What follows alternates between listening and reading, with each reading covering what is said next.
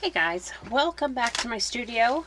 It has been a little while since I've done one of these happy arting videos, so I am working on getting my way back into them. I'll have another video that talks about my one word of the year, but the word I decided to pick this year is consistent. So that is what I'm going to try to be for all of you guys. So today I have a little bit of a unboxing, unbagging video. I had gone to West Palm Beach, Florida just before the holidays and visited a couple art shops down there. And I just haven't had a chance to show you guys what I got.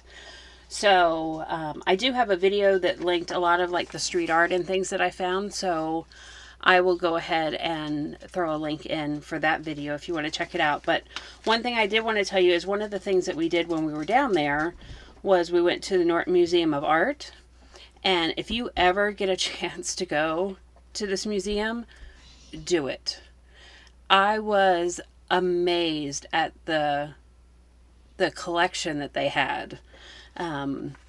Both modern and some of the old masters, and the place was massive. When we were there, they actually had a special exhibit of Mexican modernism, and it mainly focused on Frida and Diego, but included a lot of modern day Mexican artists. So it was really interesting. So if you get to West Palm Beach, definitely go there. So while I was down there, I thought, well, I'm just going to Google art supplies and see if there's any family-owned or, small business art shops I could go to, because I don't have a lot of options where I live. And so the first one I found is Easel Art Supply. So I'll go ahead and throw a link for that in too.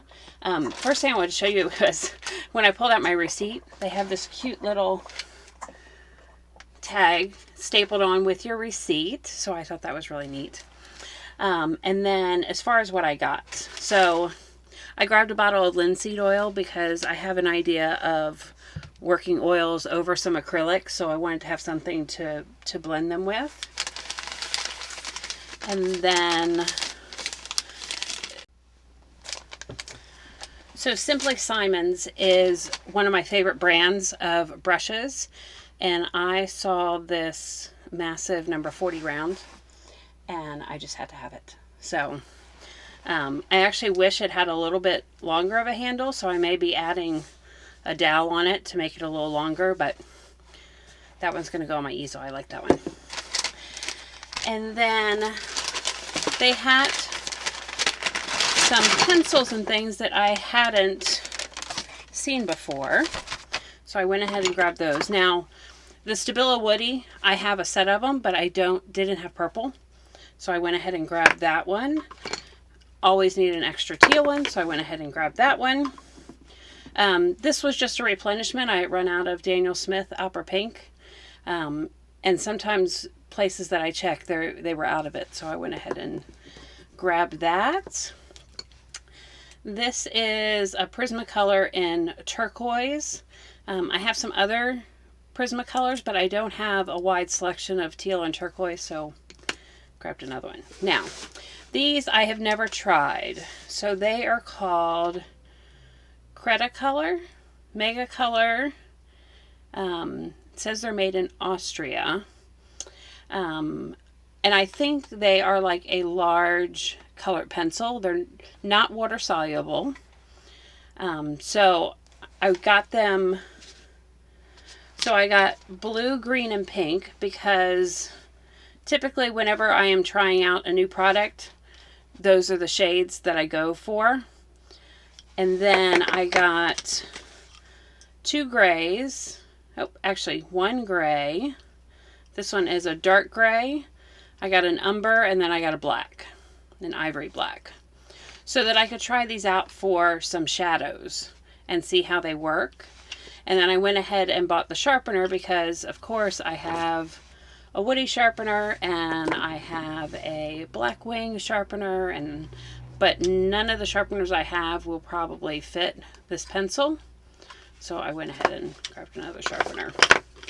And then the last thing I got here at Easel Art Supply was this Easy Lift Peelable Art Palette. Sorry about the reflection.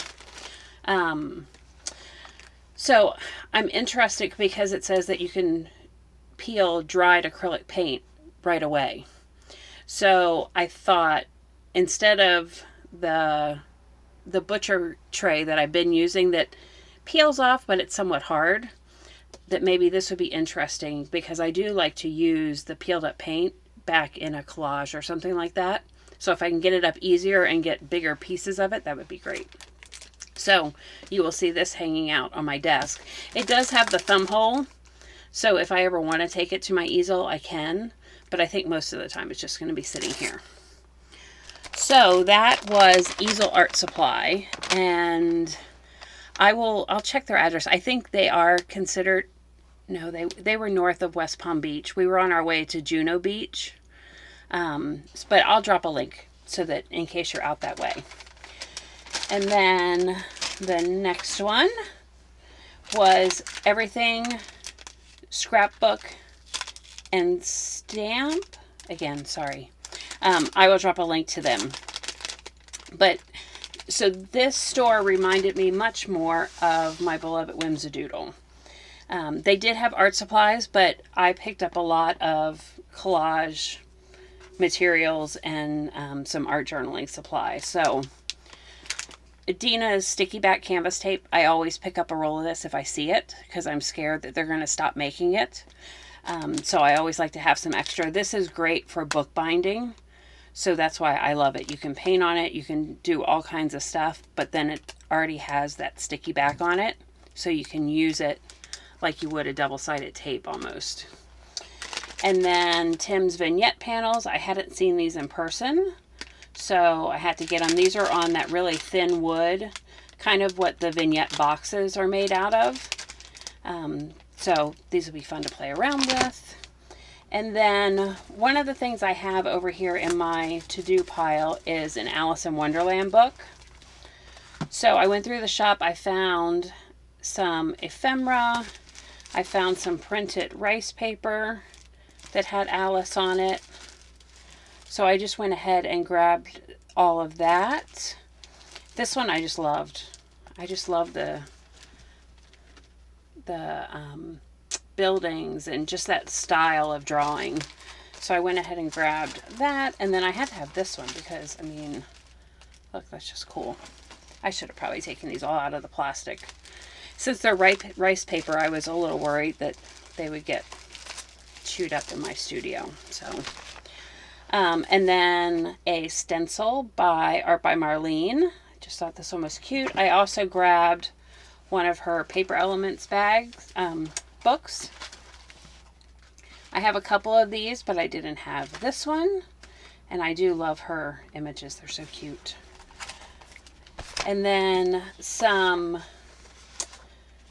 see-through paper, vellum. I think they probably are. They might be a little heavier than traditional vellum, but I have that clear journal that I'm still working on, so I thought these would look really cool in there because you can still see through from the back, so if I put them on a clear page. And then I grabbed this Dilutions Journal. As you probably know, I do not need another journal, but I've been wanting to try this one.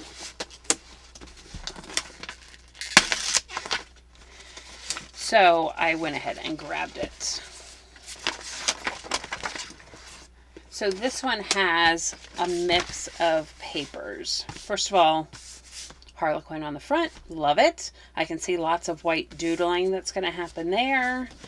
This is just like the normal Dilutions Journal where you have the pocket and then you have your book inside. But there is craft paper, there is the normal manila paper, and then there's black paper. So I love this because I have obviously the traditional manila paper book. I have a black paper book, and I have Dina's craft book. But to have them all in one journal is really cool. So this one will be popping up in some videos as time goes on too. So that was my big shopping experience while we were on vacation. my husband and son were kind enough to sit and hang out while I did some art shopping before we got back to family fun. So thanks for coming back to the studio. I hope you enjoyed seeing little things that I picked up. I don't know if any of these things are super new, but maybe it's just something that you haven't seen either. And then if you're down in West Palm, make sure to check out the art shops. So have a great day and happy arting.